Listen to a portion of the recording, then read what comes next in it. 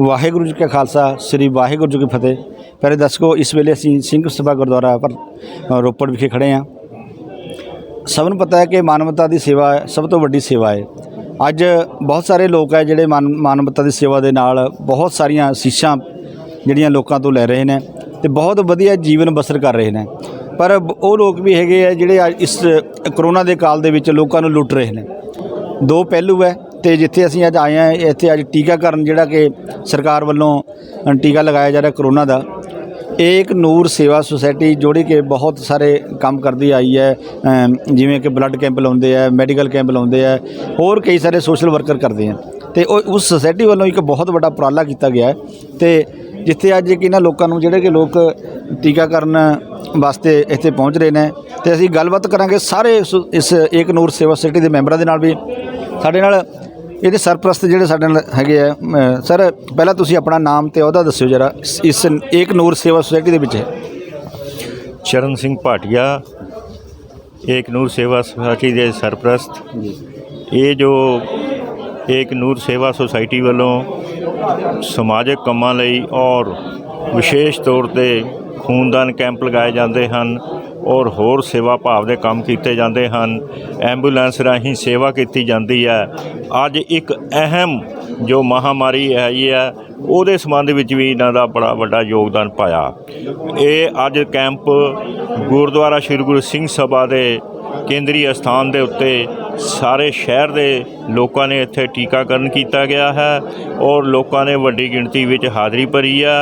और ये एक नूर सेवा सोसाइटी के प्रधान चरणजीत सिंह जी रूबी ते साथियों ने ये बहुत वड्डा उपराला किया है, चंगा उपराला है, जिहदी सराहना की जानी चाहिए है। और मैनूं पूरी उम्मीद है ये टीकाकरण तो लोग वड्डी गिणती च लाभ उठाएंगे।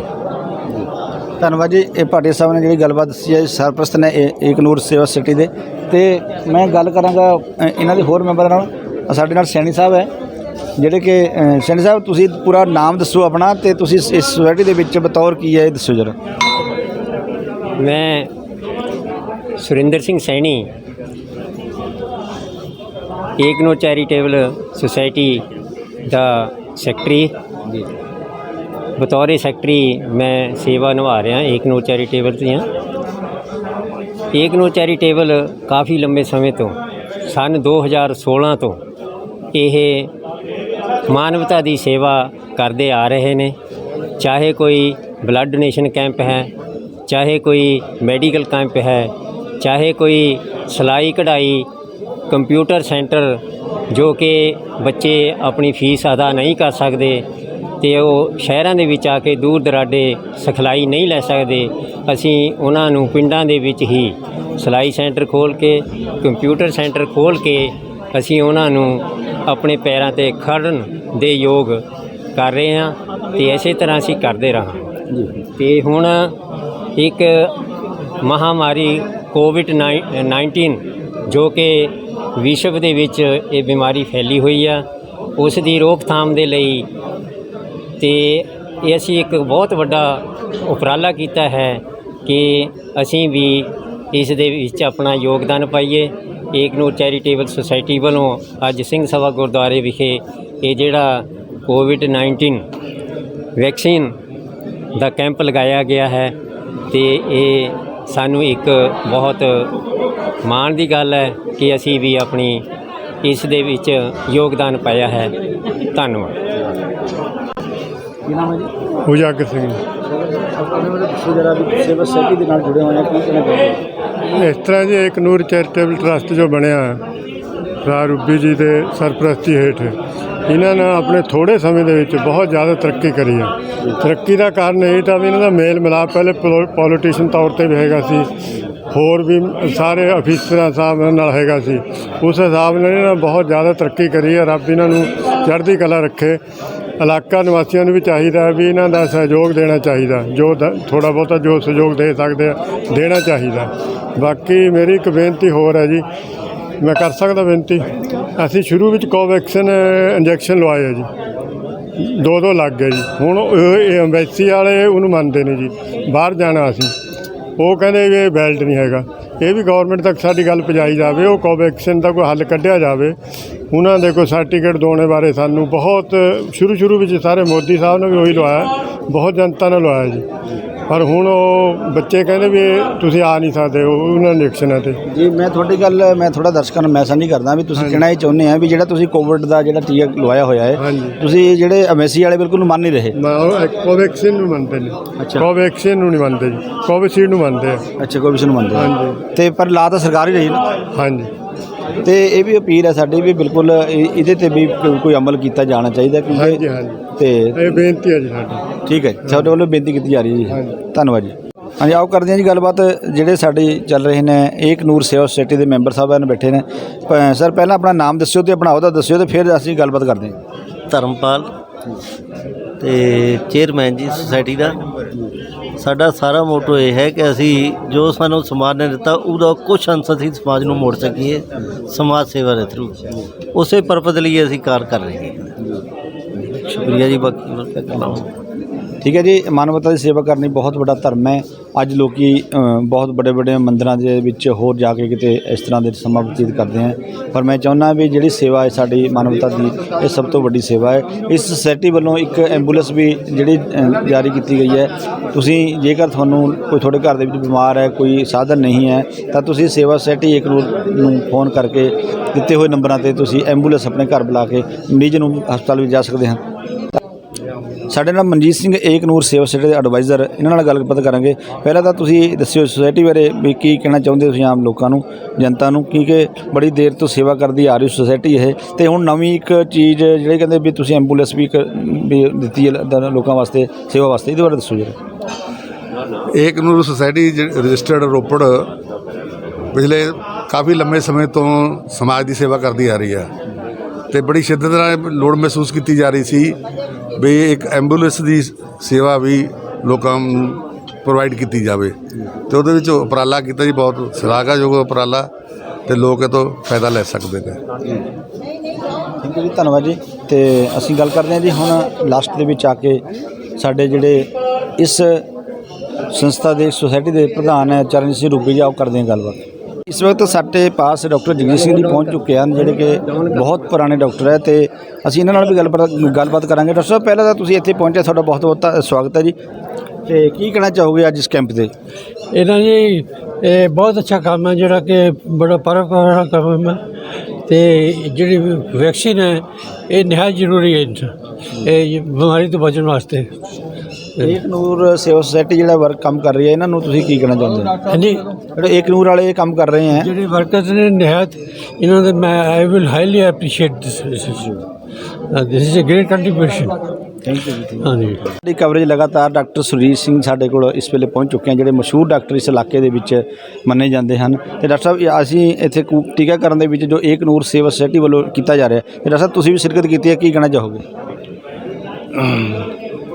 ਮੇਰੇ ਖਿਆਲ ਦੇ ਮੁਤਾਬਕ ਜੋ ਹਾਲਾਤ ਚੱਲ ਰਹੇ ਹਨ, ਕਰੋਨਾ ਦੀ ਮਾਰੋਮਾਰੀ ਅਜੇ ਤੱਕ ਵੀ ਜਾਰੀ ਹੈ। ਭਾਵੇਂ ਕੇਸ ਪਹਿਲਾਂ ਨਾਲੋਂ ਘਟੇ ਹਨ, ਪਰ ਅਜੇ ਵੀ ਇਨਫੈਕਸ਼ਨ ਹੋ ਰਹੀ ਹੈ ਤੇ ਕੈਜੂਅਲਟੀਜ਼ ਜ਼ਿਆਦਾ ਹੋ ਰਹੀਆਂ ਨੇ ਪਿਛਲੇ ਸਾਲ ਦੇ ਨਾਲੋਂ, ਜਿਹੜੇ ਸੈਕੰਡ ਵੇਵ ਵਿੱਚ। ਤੋ ਇਸ ਦਾ ਭਾਵੇਂ ਜਿਹੜੇ ਰੂਟੀਨ 'ਚ ਪ੍ਰੀਵੈਂਟਿਵ ਮੇਜਰ ਨੇ ਵੀ ਤੁਸੀਂ ਮਾਸਕ ਪਹਿਨ ਕੇ ਰੱਖੋ, ਡਿਸਟੈਂਸਿੰਗ ਬਣਾ ਕੇ ਰੱਖੋ, ਹਰ ਕੰਮ ਤੋਂ ਬਾਅਦ ਹੱਥ ਬਾਰ-ਬਾਰ ਧੋਵੋ, ਪਰ ਆਖਰੀ ਸਭ ਤੋਂ ਜ਼ਰੂਰੀ ਹੈ ਵੀ ਵੈਕਸੀਨੇਸ਼ਨ ਜ਼ਰੂਰ ਹੋਣੀ ਚਾਹੀਦੀ, ਕਿਉਂਕਿ ਇਸ ਬਿਮਾਰੀ ਦਾ ਕੋਈ ਹੋਰ ਕਿਊਰੇਟਿਵ ਇਲਾਜ ਨਹੀਂ ਹੈਗਾ, ਸਿਰਫ ਪ੍ਰੀਵੈਂਸ਼ਨ ਹੀ ਹੈ, ਜਿਹਦਾ ਹੱਲ ਇਹੀ ਹੈਗਾ ਵੀ ਵੈਕਸੀਨੇਸ਼ਨ। ਜਿਸ ਤਰ੍ਹਾਂ ਲੋਕੀ ਛੋਟੇ ਬੱਚੇ ਨੂੰ ਸਾਰੀਆਂ ਬਿਮਾਰੀਆਂ ਦੇ ਟੀਕੇ ਲਵਾਉਂਦੇ ਆ, ਕਿਉਂਕਿ ਇਹ ਵਾਇਰਸ ਨਵਾਂ ਆਇਆ ਹੈਗਾ, ਇਹਦੀ ਇਨਵੈਂਸ਼ਨ ਵੈਕਸੀਨ ਦੀ ਵੀ ਹੋਣੀ ਹੋਈ ਹੈ, ਤੇ ਇਹਨੂੰ ਆਪਾਂ ਨੂੰ ਕਵਰ ਕਰਨ ਵਾਸਤੇ 100% 18 ਸਾਲ ਤੋਂ ਉੱਪਰ ਜਿੰਨੇ ਵੀ ਆਦਮੀ ਨੇ, ਭਾਵੇਂ ਉਹ ਮੇਲ ਹੈ ਫੀਮੇਲ ਹੈ, ਉਹ ਸਾਰਿਆਂ ਨੂੰ ਇਹਦੀ ਵੈਕਸੀਨ ਦਵਾਉਣੀ ਜ਼ਰੂਰੀ ਹੈ। ਇਹ ਬੜੀ ਖੁਸ਼ੀ ਦੀ ਗੱਲ ਹੈ ਵੀ ਅੱਜ ਜਿਹੜਾ ਇੱਥੇ ਕੈਂਪ ਲੱਗਾ ਹੋਇਆ ਹੈ ਏਕ ਨੂਰ ਚੈਰੀਟੇਬਲ ਸੁਸਾਇਟੀ ਵੱਲੋਂ ਲੋਕਾਂ ਦੀ ਸੇਵਾ ਵਾਸਤੇ ਲਾਇਆ ਗਿਆ, ਤੇ ਲੋਕਾਂ ਨੇ ਬੜਾ ਭਾਰੀ ਉਤਸ਼ਾਹ ਦਿਖਾਇਆ। ਮਤਲਬ ਇੰਨੇ ਲੋਕ ਆ ਰਹੇ ਹਨ ਕਿ ਜਿਹੜੇ ਸਟਾਮ ਟੀਕਾ ਲਾ ਰਹੇ ਨੇ ਪੂਰੇ ਬਿਜ਼ੀ ਹਨ। ਤਾਂ ਉਮੀਦ ਹੈ ਵੀ ਲੋਕਾਂ 'ਚ ਹੌਲੀ ਹੌਲੀ ਅਵੇਅਰਨੈਸ ਵੱਧ ਰਹੀ ਹੈ, ਬੜੀ ਖੁਸ਼ੀ ਦੀ ਗੱਲ ਹੈ, ਤੇ ਇਸ ਤਰੀਕੇ ਨਾਲ ਕਰੋਨਾ ਦੀ ਬਿਮਾਰੀ ਨੂੰ ਠੱਲ ਪਵੇਗੀ। ਏਕ ਨੂਰ ਚੈਰੀਟੇਬਲ ਸੁਸਾਇਟੀ ਦੇ ਪ੍ਰਧਾਨ ਜੀ ਰੂਬੀ ਜੀ ਨੂੰ ਤੇ ਪੂਰੀ ਸੁਸਾਇਟੀ ਨੂੰ ਇਹ ਵਧਾਈ ਦੇ ਪਾਤਰ ਨੇ, ਧੰਨਵਾਦ ਦੇ ਪਾਤਰ ਨੇ। ਮਤਲਬ ਦਿਲੋਂ ਇਹਨਾਂ ਦਾ ਸ਼ੁਕਰਗੁਜ਼ਾਰ ਕਰਨਾ ਚਾਹੀਦਾ। ਮੈਂ ਪੂਰੀ ਸੁਸਾਇਟੀ ਵੱਲੋਂ ਮਨੁੱਖਤਾ ਦੀ ਸੇਵਾ ਵਾਸਤੇ ਇਹਨਾਂ ਨੇ ਐਂਬੂਲੈਂਸ ਦਾਨ ਕੀਤੀ ਹੈ। ਡਾਕਟਰ ਸਾਹਿਬ, ਮੈਂ ਇੱਕ ਹੋਰ ਕਲੀਅਰ ਕਰਨਾ ਚਾਹੁੰਦਾ ਵੀ ਜਿਵੇਂ ਕਿ ਟੀਕਾਕਰਨ, ਪਹਿਲਾ ਟੀਕਾ, ਦੂਜਾ ਟੀਕਾ, ਜਾਂ 45 ਸਾਲ ਤੋਂ ਉੱਪਰ ਜਾਂ 18 ਸਾਲ ਤੋਂ ਉੱਪਰ, ਇਹਦੇ ਵਿੱਚ ਫਰਕ ਹੈ ਟੀਕੇ 'ਚ ਕੋਈ? ਨਹੀਂ, ਟੀਕਾ ਸੇਮ ਉਹੀ ਹੈ, ਇਹ ਵੈਕਸੀਨੇਸ਼ਨ ਸੇਮ ਹੈ, ਭਾਵੇਂ ਉਮਰ 18 ਤੋਂ ਹੋਵੇ, 45 ਤੋਂ ਹੋਵੇ ਜਾਂ 60 ਤੋਂ ਉੱਪਰ ਹੋਵੇ, ਟੀਕਾ ਸੇਮ ਹੈ, ਸੇਮ ਦਵਾਈ ਹੈ। ਹਾਂ, ਇਹ ਇੱਕ ਕਿਸਮ ਦੀ ਆਰਟੀਫਿਸ਼ੀਅਲ ਅਸੀਂ ਲੋਕਾਂ ਨੂੰ ਇਨਫੈਕਸ਼ਨ ਕਰਦੇ ਹਾਂ।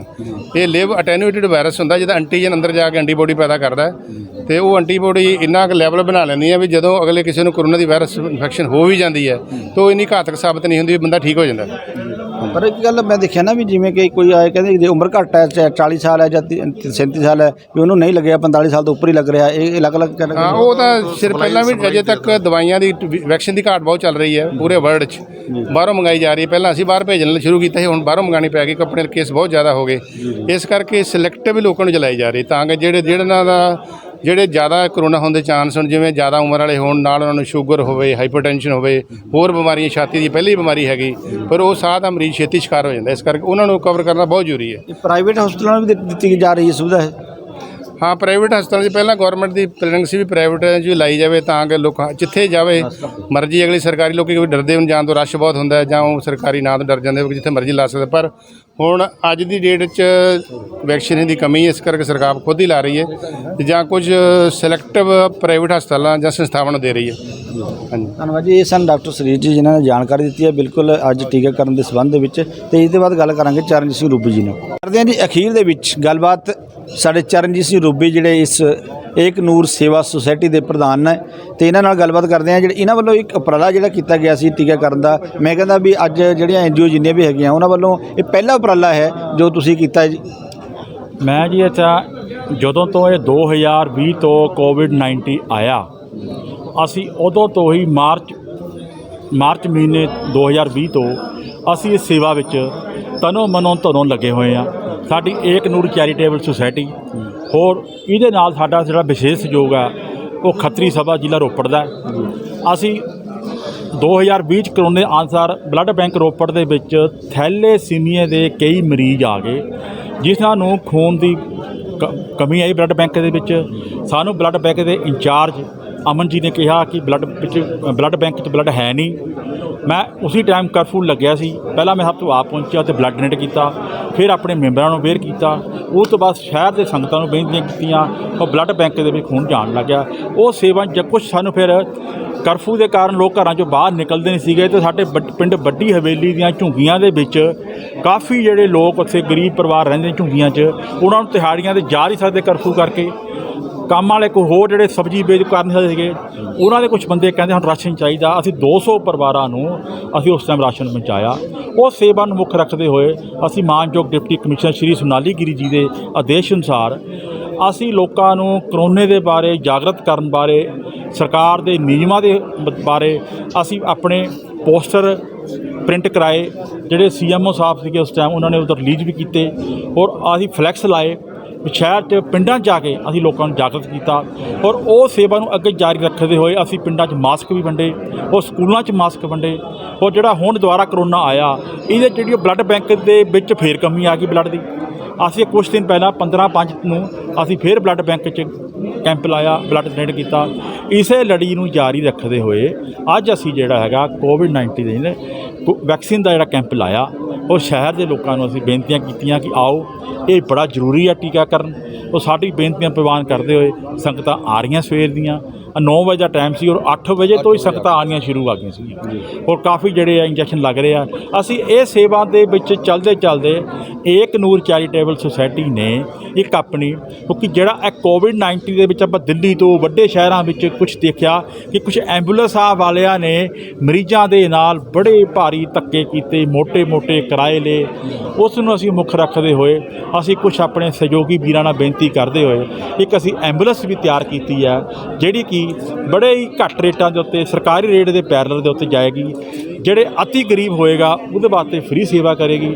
ਜਿਹੜੀ ਇਹ ਐਂਬੂਲੈਂਸ ਸਾਡੀ ਤਿਆਰ ਖੜੀ ਹੈ, ਮੈਂ ਬਿਲਕੁਲ ਸਾਡੀ ਉਹ ਦੇਖੋ ਐਂਬੂਲੈਂਸ ਜਿਹੜੀ ਹੈ ਉਹ ਤਿਆਰ ਖੜੀ ਹੈ, ਅਤੇ ਇਹ ਸੇਵਾ ਜਿਹੜੀ ਹੈ ਸਾਡੀ ਅਸੀਂ 1-2 ਦਿਨ 'ਚ ਸ਼ੁਰੂ ਕਰ ਦੇਣੀ ਹੈ। ਇਹਦਾ ਉਦਘਾਟਨ ਅੱਜ ਕੱਲ੍ਹ 'ਚ ਹੋ ਜਾਏਗਾ। ਤੋਂ ਸੇਵਾ ਜਿਸ ਤੱਕ ਮੇਰੀ ਆਵਾਜ਼ ਤੁਹਾਡੇ ਚੈਨਲ ਰਾਹੀਂ ਜਾ ਰਹੀ ਹੈ, ਜਿਹਨੂੰ ਕਿਸੇ ਨੂੰ ਐਂਬੂਲੈਂਸ ਦੀ ਜ਼ਰੂਰਤ ਹੋਵੇ, ਰੱਬ ਨਾ ਲੋੜ ਪਾਵੇ ਕਿਸੇ ਨੂੰ, ਪਰਮਾਤਮਾ ਨਾ ਲੋੜ ਪਾਵੇ, ਜੇ ਕਿਸੇ ਨੂੰ ਪੈਂਦੀ ਹੈ ਤਾਂ ਸਾਡੇ ਨਾਲ ਸੰਪਰਕ ਕਰ ਸਕਦਾ। ਜੇ ਅਤ ਗਰੀਬ ਪਰਿਵਾਰ ਹੋਇਆ ਤਾਂ ਉਹਦੀ ਫ੍ਰੀ ਸੇਵਾ ਵੀ ਹੋਏਗੀ। ਸੋ ਮੇਰੀ ਬੇਨਤੀ ਆ, ਜਿਹੜੇ ਕੋਵਿਡ ਦਾ ਇੰਜੈਕਸ਼ਨ ਲਵਾ ਚੁੱਕੇ ਉਹਨਾਂ ਦਾ ਧੰਨਵਾਦ। ਜਿਹੜੇ ਘਰਾਂ 'ਚ ਬੈਠੇ ਮੇਰੀ ਤੁਹਾਡੇ ਤੱਕ ਇਸ ਚੈਨਲ ਵਿੱਚ ਆਵਾਜ਼ ਜਾਵੇ, ਉਹ ਆ ਜਾਣ। ਕਿਰਪਾ ਕਰਕੇ ਆਪ ਸੁਰੱਖਿਅਤ ਰਹੋਗੇ ਤਾਂ ਹੀ ਦੂਜੇ ਸੁਰੱਖਿਅਤ ਰਹਾਂਗੇ। ਜੀਵਨ ਅਨਮੋਲ ਹੈ, ਵਡਮੁੱਲਾ ਹੈ। ਆਓ ਆਪਾਂ ਰਲ ਕੇ, ਤੁਸੀਂ ਸਾਡੇ ਨਾਲ ਆਓ, ਆਪਣਾ ਇੰਜੈਕਸ਼ਨ ਲਓ, ਹੋਰਾਂ ਦੀ ਸੇਵਾ ਵੀ ਕਰੋ। ਵਾਹਿਗੁਰੂ ਜੀ ਕਾ ਖਾਲਸਾ। ਜੀ ਹਾਂ, ਇਹ ਸਨ ਚਰਨਜੀਤ ਸਿੰਘ ਰੂਬੀ ਜੀ, ਜਿਨ੍ਹਾਂ ਨੇ ਆਪਣੇ ਜਿਸ ਸੇਵਾ ਸੁਸਾਇਟੀ ਦੀਆਂ ਜਿਹੜੀਆਂ ਕੰਮਾਂ ਨੂੰ ਗਿਣਾਇਆ ਤੇ ਇੱਕ ਨਵੀਂ ਜਿਹੜੀ ਇਹਨਾਂ ਵੱਲੋਂ ਇੱਕ ਸੇਵਾ ਸ਼ੁਰੂ ਕੀਤੀ ਗਈ ਹੈ, ਐਂਬੂਲੈਂਸ ਸੇਵਾ, ਜੋ ਘੱਟ ਰੇਟਾਂ ਦੇ ਵਿੱਚ ਬਿਲਕੁਲ ਅਤੀ ਗਰੀਬ ਵਾਸਤੇ ਫ੍ਰੀ ਸੇਵਾ। ਤੁਸੀਂ ਸਾਡੇ ਦਿੱਤੇ ਹੋਏ ਨੰਬਰਾਂ 'ਤੇ ਸੰਪਰਕ ਕਰੋ ਤੇ ਇਸ ਗੱਡੀ ਦਾ ਲਾਭ ਉਠਾਓ। ਧੰਨਵਾਦ ਜੀ।